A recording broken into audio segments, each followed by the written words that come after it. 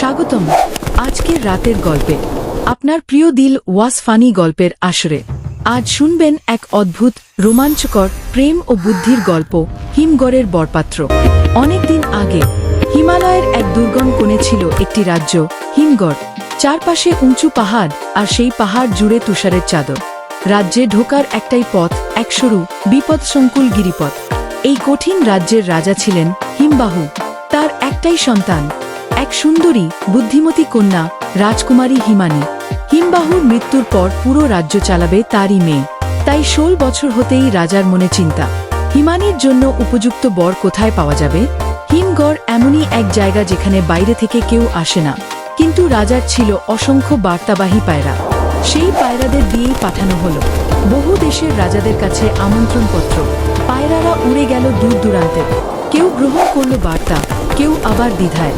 সেই সময় সমুদ্রতীরের সমতার দেশে এক ভয়ঙ্কর ঝড় বন্যা আছড়ে পড়ল। রাতারাতি রাজপ্রাসাদ ভেঙে গেল, ঘরবাড়ি ডুবে গেল। শুধু এক ছোট রাজপুত্র, মাত্র 10 বছরের সমুদ্রসেন, তীরে আছাড় খেয়ে পড়ে রইল অর্ধমৃত। পাশে ছিল বৌদ্ধ মঠ। মঠের লোকেরা তাকে সুস্থ করে তুলল। বৌদ্ধ মঠে আশ্রয় পেল সমুদ্রসেন। সেখানে শিক্ষিত মহাপুরুষদের কাছ থেকে শিখল বিদ্যা, যুদ্ধকলা, এমনকি কিছু জাদুবিদ্যার কৌশলও। 10 বছর কেটে গেল। সমুদ্রসেন বড় হতে লাগল জ্ঞানে, শক্তিতে। তার বয়স যখন 20, ঠিক তখনই বৌদ্ধ মঠে পৌঁছাল খবর হিমানীর বিয়ের। আর অনেকে চেষ্টা করেও যেতে পারেনি কিংবদন্তির মতো সেই হিমগড়ে। শুনে সমুদ্রসেন বলল, আমি হিমগড়ে যাব, হিমানীকেই বিয়ে করব। মঠাধিপতি হেসে বললেন, যাবে, তুমি যোগ্য, কিন্তু পথটি কঠিন। একটাই পথ আছে, হিংস্র জন্তুতে ভরা। শুধু গন্ডার নাকি সেই পথ পাড়ি দিতে পারে।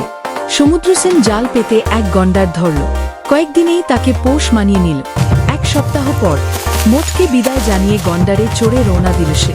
3 সপ্তাহ ধরে অমানসিক কষ্ট, বৃষ্টি, ঠান্ডা, জন্তু সব পেরিয়ে সে পৌঁছে গেল হিমগড় রাজ্যে। অতিথিশালায় গিয়ে সে দেখল আগেই এসেছে রত্নবেশের রাজপুত্র হীরককুমার। দুজনের মধ্যে রাজার অতিথিশালায় আলাপ পরিচয় ও কথাবার্তা হল। আপনি এখানে কিভাবে পৌঁছাতে পারলেন, কবে এলেন? হীরককুমারকে জিজ্ঞেস করল সমুদ্রসেন। হীরককুমার বললেন, বিমানে এসেছি, আমাদের দেশের শ্রেষ্ঠ শিল্পী বানিয়ে দিয়েছে। 20টি হংস টেনে এনেছে আমাকে এখানে। হিমবাহু চিন্তায় পড়লেন, দুজন রাজপুত্র, বেছে নেবেন কিভাবে? ঠিক তখনই আড়াল থেকে কণ্ঠ, রাজকুমারী হিমানীর। বাবা, চিন্তা নেই, আমি নিজেই একটা পরীক্ষা নেব। পরিচারিকা প্রথমে হীরককুমারকে নিয়ে গেল রাজউদ্যানে। হীরককুমার আড়াল থেকে দেখল হিমানী বাতাবি নেবু খাচ্ছেন। একটি বাতাবি নেবু ছুঁড়ে দিলেন অমৃত ফলের গাছে। তারপর শুয়ে পড়লেন গাছের নিচে। পরদিন একই দৃশ্য দেখানো হল সমুদ্রসেনকেও। দুজনেই ভাবল, রাজকুমারী বোধহয় বাতাবি নেবুই পছন্দ করেন। হীরককুমার লুকিয়ে আনা বাতাবি নেবু উপহার দিল। হিমানী হাসি মুখে নিলেন, কিন্তু কিছু বললেন না। সমুদ্রসেনও আনল একটা বাতাবি নেবু, কাঠের উপর রাখল, রুমাল দিয়ে ঢাকল। কয়েক মুহূর্ত পর রুমাল উঠতেই নেবুর জায়গায় অমৃত ফল। হিমানী অবাক হয়ে গেলেন। সমুদ্রসেন শান্ত, একটু জাদুর সাহায্য নিয়েছি, রাজকুমারী ঘোষণা করলেন। তিনি সমুদ্রসেনকেই বেছে নিয়েছেন। হীরককুমার রাগে, লজ্জায়, হতাশায় নিজের বিমানে উঠে চলে গেল। হিমানী ও সমুদ্রসেনের বিয়ে হল রাজকীয় আয়োজনে। হিমগড় রাজ্যে শুরু হল আনন্দ আর শান্তির নতুন যুগ। আপনি শুনছিলেন হিমানী ও সমুদ্রসেন, এক রাজকাহিনী। আবার ফির নতুন গল্প নিয়ে আপনার প্রিয় দিল ওয়াস ফানি গল্পের আসর। ভাল থাকুন, শুনতে থাকুন।